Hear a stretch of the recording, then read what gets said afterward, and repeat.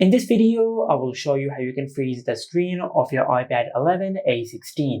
Now to do that, just simply go to Settings, and under Settings, just tap on Accessibility. Under the Accessibility settings, just go to the bottom of the page and select Guided Access. Over here, just make sure you enable the toggle for Guided Access. After you've done that, now just go to your home screen and open the app in which you want to disable the touch. For example, I will select the Photos app. Now to disable the touch of the screen and to freeze the screen, just press the side button of your iPad 3 times. After you do that, it will ask you if you want to enable guided access. Just select guided access.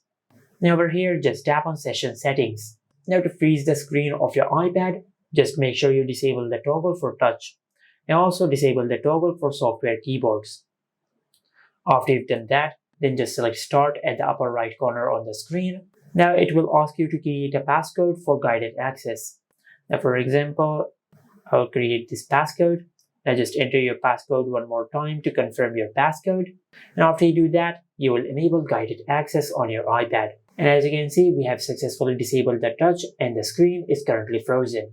Now once you're done using guided access and if you want to remove it, just simply press the side button 3 times. After you do that, it will ask you to enter the passcode for guided access. Now just enter the passcode which we have created. Now at the upper left corner on the screen, you will find the option for End. Just tap on End, and as you can see, we have successfully disabled guided access and the touch is working again. Just like that.